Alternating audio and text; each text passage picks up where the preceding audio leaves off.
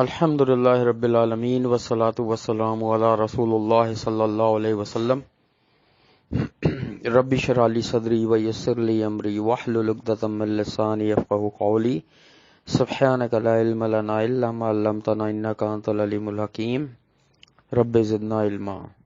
ان الخیر الحدیث کتاب اللہ وخیر الہدی ہدی محمد صلی اللہ علیہ وسلم. ہم نے اپنے کل کی کلاس میں یہ پڑھا تھا کہ موسیٰ علیہ السلام غضبناک ہو کے اپنی قوم کی طرف لوٹے کیونکہ انہوں نے بچھڑے کی پوجا شروع کر دی تھی ان کے کوہ طور پہ جانے کے بعد. اللہ نے ان کو بتایا ہم نے تمہاری قوم کو آزمائش میں ڈالا ہے. تو وہ لوٹے اور وہاں پہ وہ جلدی کس وجہ سے پہنچے تھے کہ اللہ کی رضا چاہتے تھے وہ. ٹھیک ہے. تو پھر وہ اپنی قوم کی طرف پہنچے اور ان پر غصہ ہوئے اور قوم کو یہ کہا کہ تم لوگوں نے کیوں خلاف ورزی کری اس کی، کیا تم چاہتے ہو کہ اللہ کا غضب آئے تمہارے اوپر. ٹھیک ہے. ان کی قوم نے کہا کہ ہم نے خلاف ورزی نہیں کی لیکن ہم پر جو بوجھ تھا یعنی زیورات کا وہ ہم نے آگ میں پھینکے اور سامری نے بھی آگ میں ڈالا. یہاں تک ہم نے پڑھا تھا. ٹھیک ہے کہ سامری جادوگر کون تھا، اس نے کیا پیچھے ان کو جھوٹ بولا ان سے اور حضرت موسیٰ علیہ السلام کی قوم کو کس طرح گمراہ کیا. اب ہم آگے پڑھتے ہیں انشاءاللہ اور پہلے ہم اس آیت کی تلاوت سنیں گے اور اس کے بعد انشاءاللہ اس کی تشریح کریں گے. اعوذ باللہ السمیع العلیم من الشیطان الرجیم من حمزہ ونفخہ ونفثہ. فأخرج لهم عجلا جسدا له خوار فقالوا هذا إلهكم وإله موسى فنسي.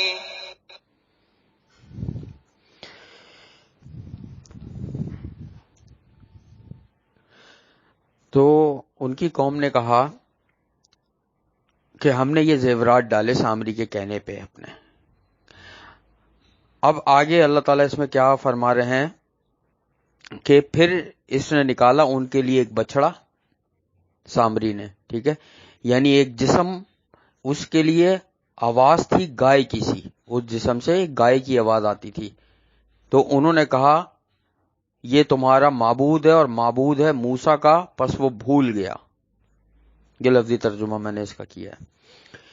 اب ہوا یہ تھا کہ سامری نے کہا کہ تم لوگ اس گھڑے میں یا اس بھٹی میں اپنے زیورات ڈالو.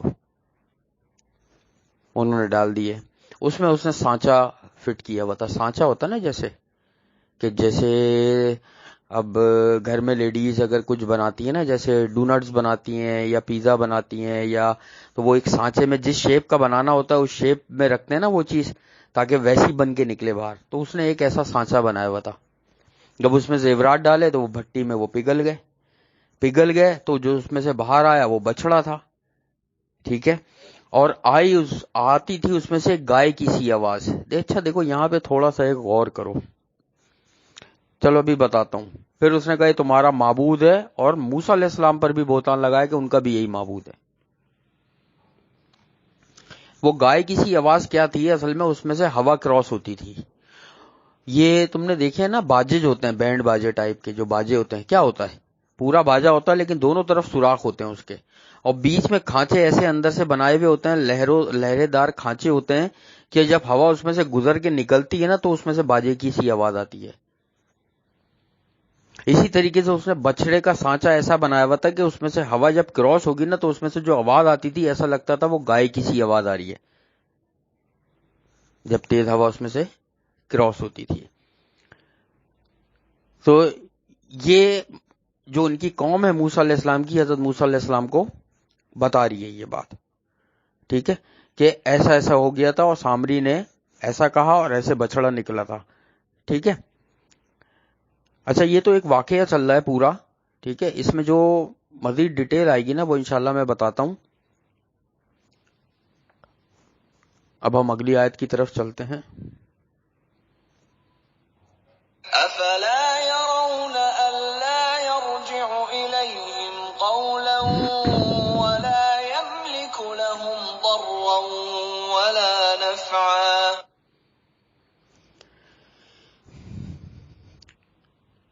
کیا پھر وہ نہیں دیکھتے کہ بلا شبہ وہ بچڑا لوٹاتا ان کی طرف کوئی بات، اور نہیں وہ اختیار رکھتا ان کے لیے کسی نقصان کا اور نہ کسی نفع کا۔ یہ ہے بڑی سبق دینے والی آیت۔ اللہ تعالیٰ یہ فرما رہے ہیں اس میں سے آواز آتی تھی یا کچھ بھی آتا تھا، لیکن ان میں اتنی عقل تو تھی نا کہ وہ بچڑا نہ کسی کو نقصان پہنچا سکتا ہے اور نہ کسی کو کوئی فائدہ دے سکتا ہے۔ اصل بات ہے یہ کہ وہ بچڑا جو ایک سونے کا بنا ہوا تھا، وہ نہ کسی کی کوئی خواہش پوری کر سکتا تھا، نہ کسی کی کوئی دعا پوری کر سکتا تھا، اور نہ کسی کو کوئی فائدہ دے سکتا تھا، نہ نقصان۔ لیکن کیا تھا کہ انسان جو ہے نا وہ مادہ پرست ہے، مٹیریلسٹک انسان کی جو ہے نا وہ زندگی ہے۔ انسان جو ہے نا اللہ تعالیٰ نے بنایا ہی انسان کو ایسا ہے کہ انسان مادی چیزوں کی طرف مائل ہوتا ہے، جو چیز دیکھتا ہے، محسوس کرتا ہے، سنتا ہے، اس کی طرف مائل ہوتا ہے۔ اور ایمان کو اللہ تعالیٰ نے ان تینوں چاروں چیزوں سے ہٹا کے رکھا ہے۔ نہ آپ سن سکتے ہو، نہ دیکھ سکتے ہو، نہ محسوس کر سکتے ہو۔ یہ ایک عقیدہ ہے اللہ پر ایمان لانا۔ دیکھ کر ایمان لائے تو فائدہ کیا؟ پتہ ہے کیا ہوگا؟ قیامت والے دن جب لوگ دیکھ لیں گے نا، یہ قرآن میں ہم پڑھ بھی چکے ہیں، سورہ اعراف میں ہم پڑھ بھی چکے ہیں، جب دیکھ لیں گے نا تو پھر ایمان لے آئیں گے، اور پھر اللہ تعالیٰ سے کہیں گے کہ یا اللہ اب ہمیں دنیا میں واپس بھیج دے، ہم نیک کام کریں گے۔ لیکن اس دن فائدہ نہیں ہے کوئی بھی۔ اللہ نے دنیا بنائی ہی اس لیے کہ بن دیکھے ایمان لانا ہے اللہ پر، اور قیامت پر، جنت پر، جہنم پر، قیامت کے دن دوبارہ اٹھنے پر، جزا سزا پر، تقدیر پر، ٹھیک ہے، ان سب چیزوں پہ بغیر دیکھے ایمان لانا ہے۔ اللہ نے دنیا میں بھیجا ہی انسانوں کو اس لیے۔ انہوں کی قوم نے کیا کیا کہ ان کو ایک بچڑا نظر آیا، اس کے اندر سے بن کے نکلا ہے، اس نے سامری نے کہا، کیونکہ وہ ان کے نزدیک قابل احترام آدمی تھا، تو اس کے کہنے پہ اس کو پوجنا شروع کر دیا، ٹھیک ہے، جبکہ وہ کسی بھی فائدے اور نقصان کا ذمہ دار نہیں تھا۔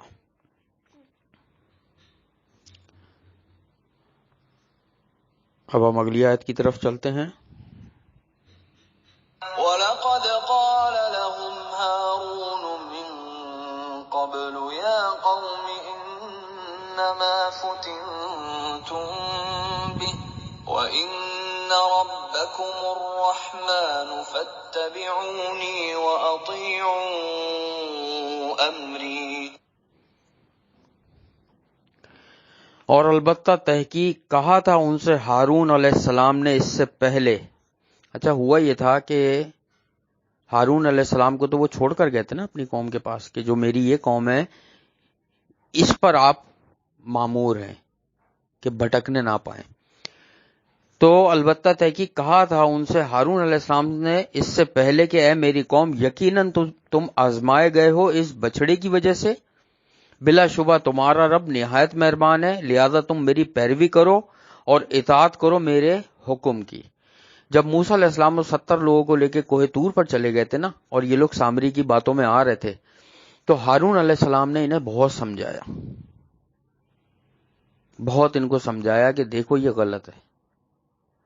انہوں نے اپنا فرض ادا کیا، لیکن ان کی قوم نے ان کی بالکل بھی نہیں سنی۔ وہ بہت سمجھاتے رہے ان کو کہ بچڑے کی پوجا نہیں کرو، یہ سامری کا پھیلایا ہوا ایک جال ہے۔ موسیٰ علیہ السلام کا رب، میرا رب اور تم لوگوں کا رب ایک ہی ہے، واحد اللہ۔ یہ نہ تمہیں فائدہ دے سکتا ہے نہ نقصان دے سکتا ہے۔ لیکن بس انہوں نے ایک فزیکل چیز دیکھی اور لگ گئے اس کے پیچھے۔ اگلی آیت کی طرف چلتے ہیں۔ قالوا لن نبرح عليه عاكفين حتى يرجع إلينا موسى۔ انہوں نے کہا، ہارون علیہ السلام نے جب ان سے کہا تو پھر ان کی قوم نے کہا، ہم تو ہمیشہ رہیں گے اس پر جم کر بیٹھنے والے، یعنی ہم تو اس کی ہمیشہ عبادت کرتے رہیں گے، پوجتے رہیں گے اس بچڑے کو، یہاں تک کہ لوٹ آئے ہماری طرف موسیٰ علیہ السلام۔ انہوں نے کہا کہ بھائی ہم تو کرتے رہیں گے، تم کچھ بھی بولتے رہو، ایسی ڈھیٹ قوم تھی یہ بنی اسرائیل.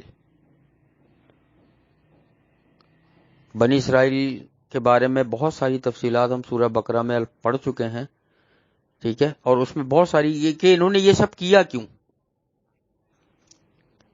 ٹھیک ہے. تو بہرحال انہوں نے کہا ہم تو کرتے رہیں گے بھائی، آپ بولتے رہو کچھ بھی بولنا ہے، جب تک کہ موسیٰ علیہ السلام نہیں آ جاتے. حالانکہ موسیٰ علیہ السلام کہہ کے گئے تھے کہ 30 دنوں کا وعدہ کیا گیا تھا، وہاں پہ 40 دن اللہ تعالیٰ نے کر دیے، 40 راتوں کا پھر وعدہ ہو گیا تھا. 40 دن کے بعد ان کو آنا ہی تھا. اس 40 دن بھی ان سے صبر نہیں ہوا اور بچڑے کی پوجا میں لگ گئے. ایسی قوم تھی یہ. حضرت یعقوب علیہ السلام کی آل میں تھے یہ، اور یہودی جو ہیں وہ انہی کی نسل میں سے ہیں. ٹھیک ہے، اگلی آیت کی طرف چلتے ہیں ہم.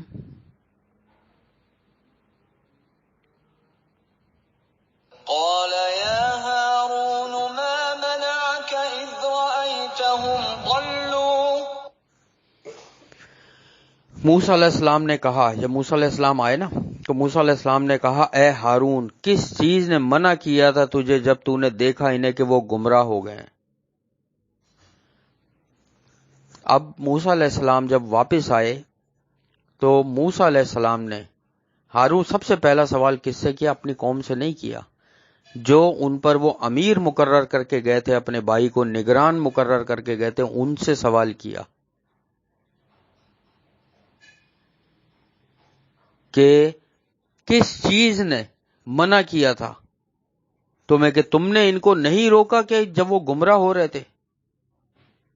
یعنی پہلا سوال اپنی قوم سے نہیں کیا جو گمراہ ہو گئے تھے، پہلا سوال اپنے بھائی سے کیا. کیوں؟ کیونکہ وہ امیر تھے. اور یاد رکھو قیامت والے دن پہلے حکمرانوں سے پوچھا جائے گا. اور بلکہ اس میں یہ ہے کہ جب تک کہ آدمی اپنی رویت کے بارے میں جواب نہیں دے لے وہ وہاں سے ہل بھی نہیں سکے گا. رویت کا مطلب یہ کہ اس کے انڈر میں جتنے بندے ہیں. اب کوئی بولے بھائی میرے انڈر میں تو کوئی بھی بندہ نہیں ہے، ایسا نہیں ہے، اس کو تھوڑا سا سمجھو. ایک آدمی بزنس مین ہے، اس کی فیکٹری میں جتنے ملازم، جتنے ورکر، جتنے لوگ کام کرتے ہیں، ان سب کا جواب بھی اس کو دینا ہے اگر کسی کے ساتھ بھی ذرہ برابر بھی ناانصافی یا حق تلفی ہوگی. وہ کوئی آدمی کہے یار میری تو فیکٹری نہیں ہے، کوئی کاروبار ہی نہیں ہے، کوئی بات نہیں. آپ جس آفس میں کام کرتے ہیں، نوکری کرتے ہیں، یا آپ کسی دکان میں کام کرتے ہیں، آپ کی کوئی دکان ہے، آپ کے انڈر میں اگر 2 بندے بھی، ایک مزدور بھی، کوئی بھی بندہ آپ کے اگر انڈر میں ہے، آپ کو اس کا جواب دینا ہے قیامت والے دن. اب کوئی آدمی بولے یار میرے تو فیکٹری میں بھی کوئی نہیں ہے، میری تو دکان بھی کوئی نہیں ہے، میں تو سمپل نوکری کرتا ہوں جا کے پھر گھر آ جاتا ہوں. اس شخص کو اپنے بیوی اور بچوں کا بھی جواب دینا ہے. پوچھا جائے گا کہ کیا سکھایا بیوی کو، کتنا دین سیکھا، سمجھایا اور عمل کے لیے کہا، اولاد کو کیا تربیت کری. آج کیا ہو رہا ہے گھروں گھر میں؟ وہاں یا باپ کا انتقال ہو رہا ہے، پیچھے اولادیں وراثت کے لیے لڑ رہی ہیں، جنازہ ابھی تدفین بھی نہیں ہوا، گھر کے اندر رکھا ہوا ہے، اور بھائی بہن وراثت کے لیے لڑ رہے ہیں. ایسے ہم نے گھر دیکھے ہیں. باپ کا جنازہ رکھا ہوا ہے اور بہنیں جو ہیں وہ اسٹور میں گھس کے مکان کی فائل نکال کے لے گئیں. جنازہ گھر میں رکھا ہوا ہے کہ بھائی اس کو بیچ نہ دے گئی. یہ حال ہے ہم لوگوں کا. اللہ کو جواب دینا ایک ایک چیز کا. جو ہمارے انڈر میں بندے ہیں اس کا ہمیں جواب دینا ہے. وہ الگ بات ہے کہ ایک انسان نے اپنی اولاد کی تربیت اچھی کری، بیوی کو سب کچھ سکھایا، بتایا، جو بھی معاملات شرعی طور پہ اسلامی لحاظ سے وہ بتا سکتا تھا قرآن و حدیث سے بتائے، اور پھر اس کے مرنے کے بعد وہ لوگ دین سے بھٹک جائیں تو سوال نہیں ہوگا اس سے. اور یاد رکھو کوئی بھی نفس کسی نفس کا ظلم کا بوجھ نہیں اٹھائے گا. قیامت والے دن ہر بندہ اپنا جواب دے گا. لیکن یہاں یہ بات ہو رہی ہے کہ آپ نے کتنا کردار ادا کیا. کہیں ایسا تو نہیں تھا کہ آپ خود بھی نماز نہیں پڑھتے تھے اس لیے اولاد کو بھی نہیں کہا. کہیں ایسا تو نہیں ہے کہ آپ خود تو نماز پڑھتے تھے لیکن اولاد کو نہیں کہا. ایسا بھی ہو سکتا ہے. کہیں ایسا تو نہیں ہے کہ آپ حرام کماتے تھے اس لیے اولاد کو بھی منع نہیں کیا, یا کہیں ایسا تو نہیں ہے آپ نے تو پوری زندگی حلال کمایا لیکن اولاد کو بتایا نہیں کہ حلال کیا ہے حرام کیا ہے. یہ بھی اس انسان کا قصور ہے کہ کیوں نہیں بتایا اولاد کو. تو بھائی یہ جواب دینا پڑے گا. بات ہو رہی تھی اس آیت کی کہ پہلے انہوں نے اپنے بھائی سے پوچھا کہ آپ نے ان کو کیوں نہیں روکا, ٹھیک ہے, کہ وہ جب گمراہ ہو رہے تھے. اب ہم پڑھتے ہیں اگلی آیت انشاءاللہ.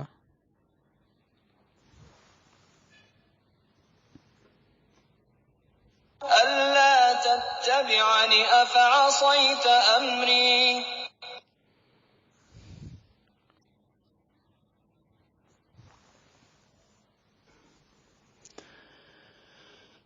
اس بات سے کہ نہ تو پیروی کر میری, پس تو نے نافرمانی کی میرے حکم کی. اب حضرت موسیٰ علیہ السلام ہارون علیہ السلام سے کہہ رہے ہیں کہ تم نے تو میرے حکم کی نافرمانی کری ہے اس طریقے سے کہ اگر تم نے نہیں روکا, اگر تم نے اس قوم کو نہیں روکا تو تم نے میرے حکم کی نافرمانی کری ہے. یہ حضرت موسیٰ علیہ السلام اپنے بھائی پہ ابھی قوم سے کوئی خطاب نہیں کر رہے ہیں, ابھی اپنے بھائی سے کہہ رہے ہیں. اب سنو ہارون علیہ السلام نے کیا جواب دیا.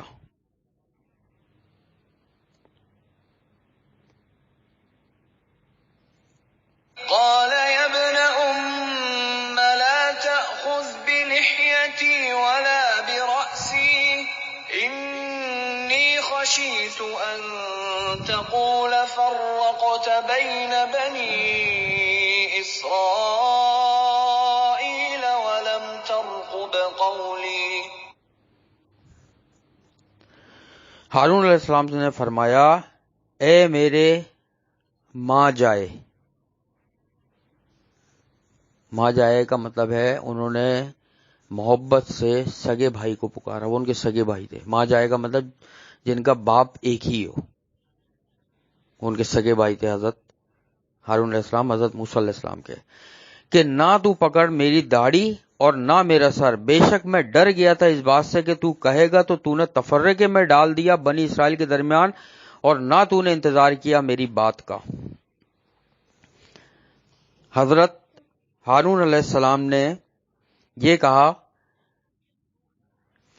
کہ اے موسیٰ علیہ السلام آپ میری داڑھی اور سر نہیں پکڑیں. انہوں نے آ کے ان کی داڑھی پکڑ لی تھی, بال پکڑ لیے تھے غصے میں کہ تم نے کیسے اس قوم کو گمراہ ہونے دیا میرے بعد جب میں گیا ہوا تھا کوہ طور پر. تو انہوں نے کہا کہ اے میرے بھائی آپ میری داڑھی اور میرا سر نہیں پکڑی ہے, میں تو ڈر گیا تھا اس بات سے کہ آپ آ کر کہیں یہ نہ کہیں کہیں تو نے تفرقے میں ڈال دیا بنی اسرائیل کے درمیان اور میرے آنے کا انتظار بھی نہیں کیا. اصل میں ہوا یہ تھا کہ انہوں نے دھمکی دی تھی حضرت ہارون علیہ السلام کو کہ اگر آپ نے ہمیں روکا یا زبردستی کری تو ہم آپ کو قتل کر دیں گے. اور اس میں دو گروہ بھی بن گئے تھے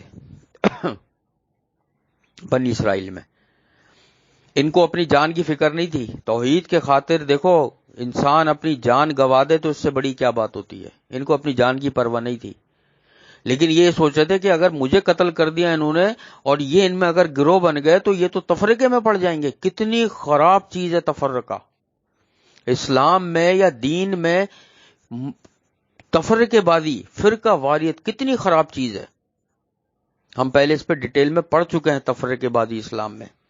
اور دیکھو یہ اس میں بھی سامنے آیا ہمارے کہ ہارون علیہ السلام نے موسیٰ علیہ السلام سے یہ کہا کہ مجھے ڈر اس بات کا تھا اگر میں زور زبردستی کرتا تو یہ تفرقے میں نہیں پڑ جاتے کہیں, اور آپ آگے پھر مجھے کہتے کہ تو نے میری قوم کو فرقہ واریت میں ڈال دیا, اس لیے میں نے زور زبردستی نہیں کری. اتنی بری چیز ہے فرقہ واریت. اللہ کا دین خالص ایک ہی ہے. تو بات یہاں پر ہو رہی ہے حضرت موسیٰ علیہ السلام اور حضرت ہارون علیہ السلام کی کہ اپنی قوم کے بارے میں ان کو کتنی فکر ہے، اور اس سے کئی زیادہ فکر ہمارے نبی صلی اللہ علیہ وسلم کو اپنی امت کے بارے میں تھی. روتے تھے رات کو اپنی امت کے لیے، دعائیں کرتے تھے اللہ تعالی سے. ایسی فکر، واقعی انہوں نے حق ادا کیا اپنے نبی ہونے کا کہ امت کی ایسی فکر کری اپنی. قیامت والے دن بہت سے ایسے لوگ ہوں گے کہ جو یہ شکایت کر رہے ہوں گے کہ ہمیں تو فلاں نے بتایا ہی نہیں صحیح دین، ہمیں تو بتایا ہی نہیں، ہمیں تو بتایا نہیں. ایک تو پہلی چیز یہ کہ انسان خود پڑھے، تحقیق کرے، اللہ سے دعا کرے، نماز میں دعا کرے کہ اللہ اس کو صحیح دین پر لے کر آ. میں یہ سمجھتا ہوں کہ کوئی بندہ بھی اگر رات میں اللہ سے روز رو رو کے یہ دعا کرے کہ یا اللہ میں کسی کو سپورٹ نہیں کرتا، تو جو خالص اپنا دین ہے مجھے وہ راستہ دکھا دے جس دین سے تو راضی ہے، یقیناً اللہ اس کو ہدایت دے دیتا ہے. پہلی چیز تو یہ ہر بندے کی یہ ذمہ داری ہے. دوسری چیز یہ کہ جن بندوں کو اللہ نے یہ نعمت دی ہے کہ ان کو صحیح اور خالص دین کی طرف اللہ لے کر آیا ہے، تو ان کی یہ ذمہ داری ہے کہ وہ اپنے گھر والوں کو، پڑوسیوں کو، رشتہ داروں کو، جان پہچان والوں کو، جو بھی ان سے ملنے جلنے والے اللہ کا دین پہنچائیں. یہ اللہ تعالیٰ نے امت مسلمہ پر، نبی صلی اللہ علیہ وسلم کی امت پر یہ ذمہ داری ڈالی ہے. خیر الامت کا لقب دیا اللہ نے قرآن میں کہ تم خیر الامت ہو، اخرجت للناس ہے، کہ جو نکالے گئے ہو لوگوں کے لیے. کیا کرتے ہو کہ نیکیوں کا حکم دیتے ہو اور برائیوں سے روکتے ہو. کیونکہ انبیاء اب نہیں آئیں گے. نبی صلی اللہ علیہ وسلم کا دنیا سے جانا بس یہ ختم نبوت اسٹیمپ ہو گیا، ختم. اب کوئی نبی نہیں آنا قیامت تک. اب وہ کام جو نبیوں کے ذمہ اللہ نے لگایا تھا، اب اس امت کا کام ہے کہ دین سیکھے، سمجھے، عمل کرے اور لوگوں تک پہنچائے. آج دیکھ لو مسلمانوں کا حال پوری دنیا میں. 90% مسلم ممالک جو ہے نا وہ باہر کی ایڈ پر چل رہے ہیں. IMF، امریکہ یا ادھر ادھر کی امداد مل رہی ہے ان کو. 90%. 10% ممالک اگر کوئی ہیں بھی بہت مسلم ممالک ترقی یافتہ، تو بھی وہ ایسی پالیسیوں اور ایسی چیزوں میں باؤنڈ ہوئے ہیں کہ وہ نہیں کر سکتے کچھ. اور صرف اس کی وجہ ایک ہے، یہ قرآن اس کو چھوڑا ہوا ہے.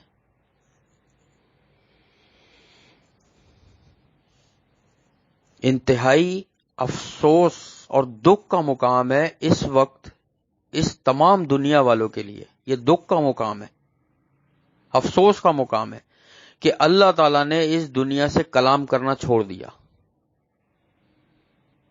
اللہ نے اس دنیا سے کلام کرنا چھوڑ دیا. اور انتہائی خوشی کی بات ہے ہمارے لیے کہ اللہ کا کلام کیا ہوا جو وہ کر چکا ہے، اللہ اس دنیا سے کلام، وہ قرآن کی صورت میں ہمارے سامنے موجود ہے اور ہمیں اس کی قدر نہیں ہے. اللہ تعالیٰ نے یہ جو انبیاؤں کے قصے ہم پڑھ رہے ہیں کھول کھول کر کیوں بیان کیے ہیں، ایک ایک چیز ان کے جملے تک اللہ تعالیٰ نے بیان کی ہے کہ اس نے وہاں پہنچا تو یہ کہا، پھر یہ کہا، پھر یہ کہا. کیوں؟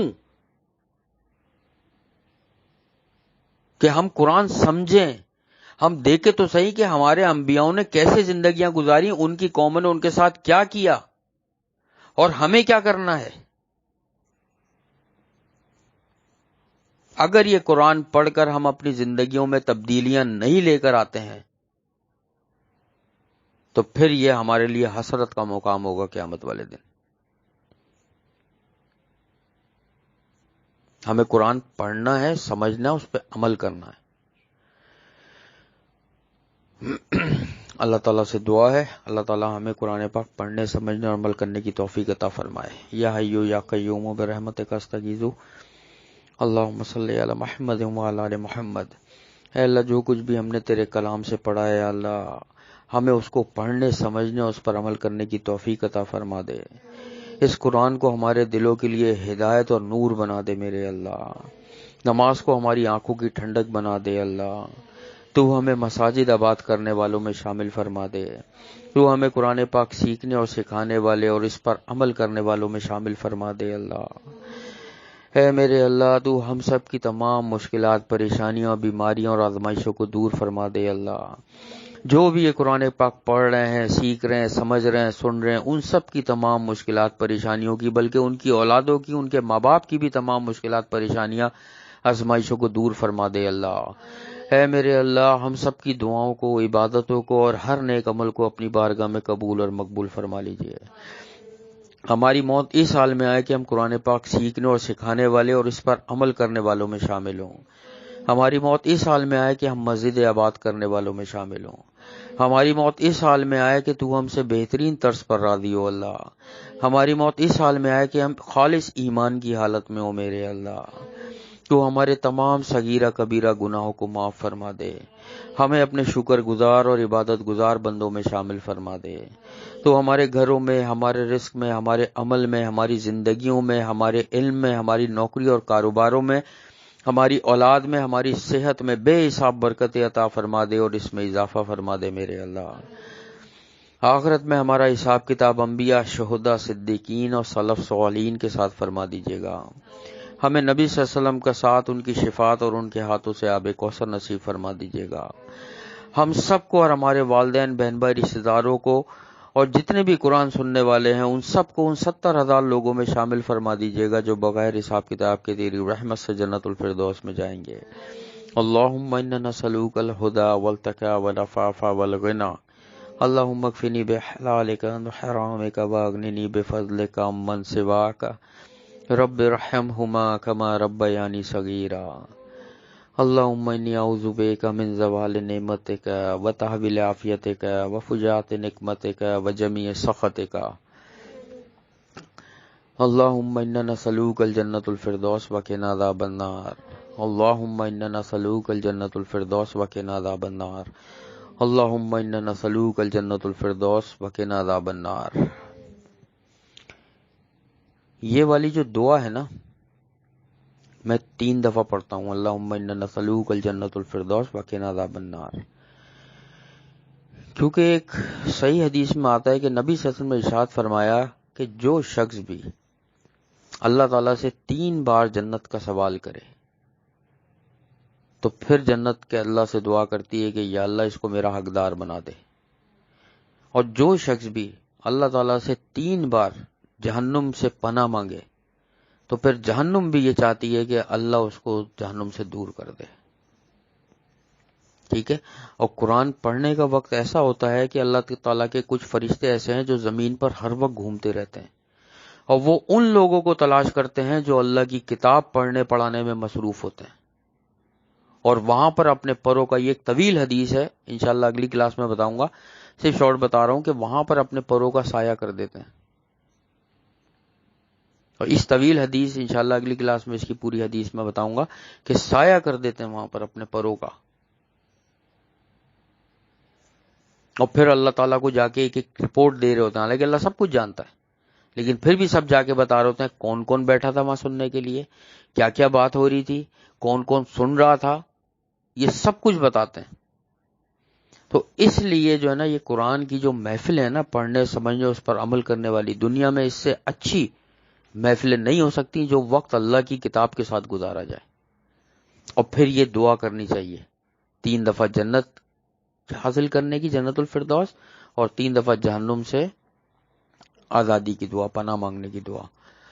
اور پھر آخر میں نبی صلی اللہ علیہ وسلم نے فرمایا کہ جو بھی مجلس ختم کرے اس کا کفارہ یہ ہے کہ وہ دعا پڑھے جو میں آخر میں پڑھتا ہوں.